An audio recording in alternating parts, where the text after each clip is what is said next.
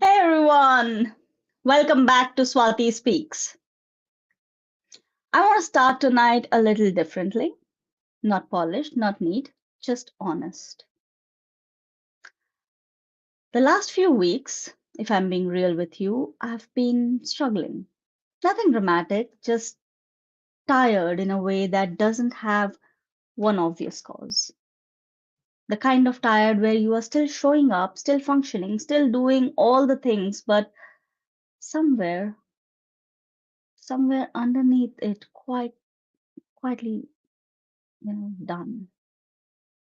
A few days ago, I was talking to a friend of mine, someone who, over the last year, has gone through more than most of us go through in a decade. Chemo, radiations, months of his body being asked to fight for him in ways I can't fully imagine.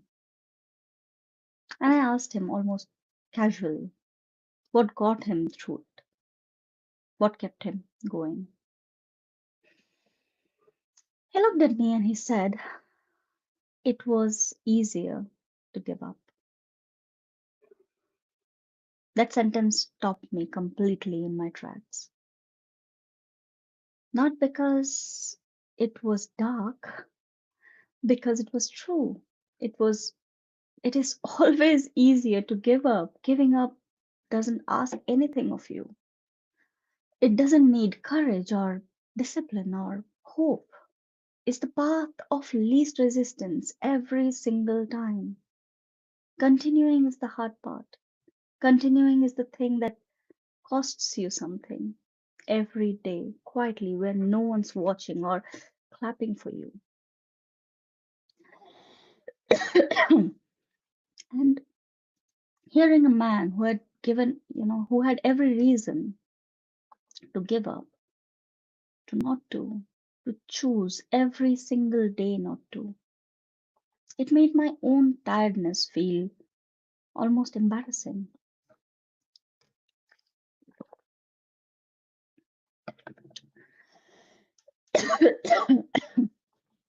But it also gave me something. It reminded me that struggling isn't the same as failing. Struggling just means you're still in it. You're still choosing the harder road.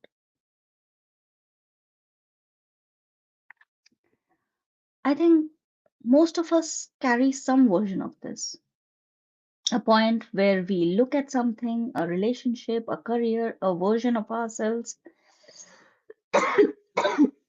sorry, and quietly think maybe this is just how it is now. Maybe there is no way forward from here.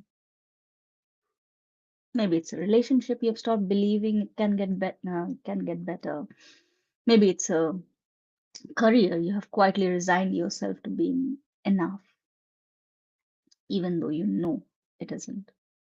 Maybe it's your own reflection some mornings and the running commentary that isn't kind.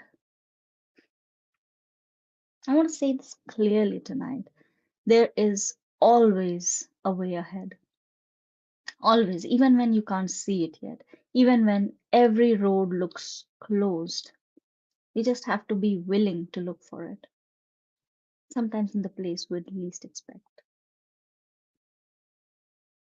I want to tell you about a moment that I found mine.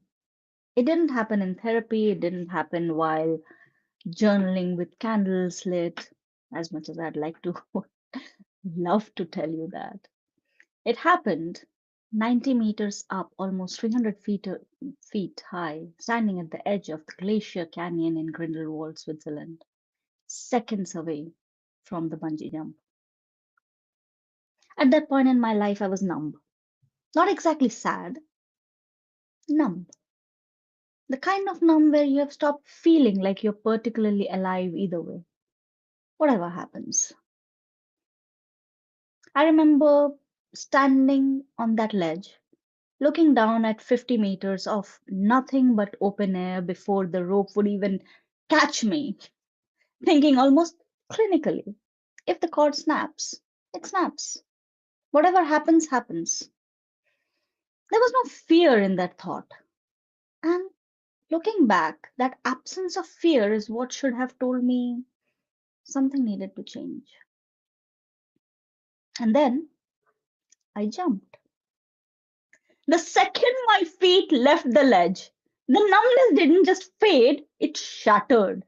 Instantly, every part of me screamed one thing louder than I've ever heard anything in my life. I want to live. For those 50 meters of pure free fall before the rope even caught me, I couldn't feel anything except air tearing past me. I couldn't hear anything except the rush of my own fall. I didn't know which way was up or down or anything at all, except that I was completely, overwhelmingly alive.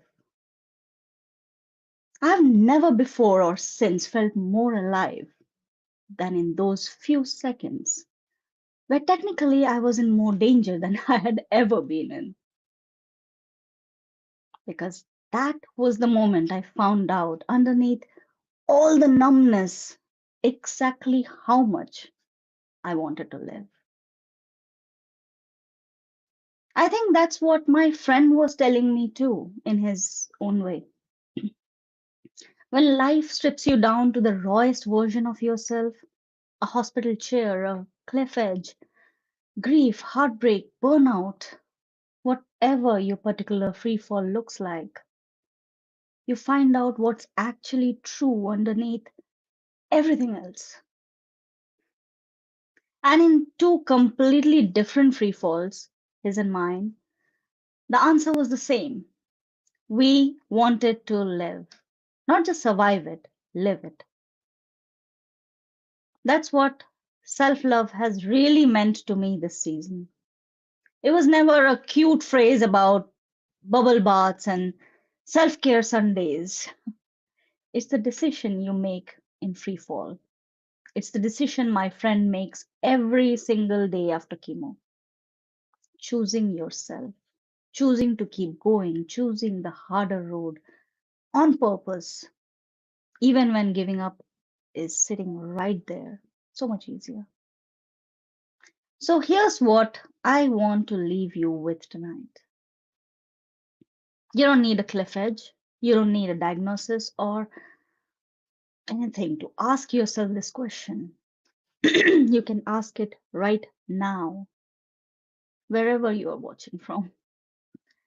What would it look like today if you chose the harder path, the one where you keep going instead of the easy one? And what's that free fall that you've been avoiding that might actually be the thing that wakes you back up?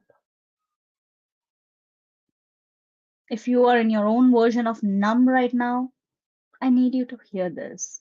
There is a way ahead. You just have to be willing to go looking for it. If this landed with you today, drop a hearts in the comment. And if you know someone who's quietly struggling right now, someone who needs to hear that it's always easier to give up, but so much more worth it not to, send them this. I'm Swati, and this has been Swati Speaks. I'll see you next time. Thank you.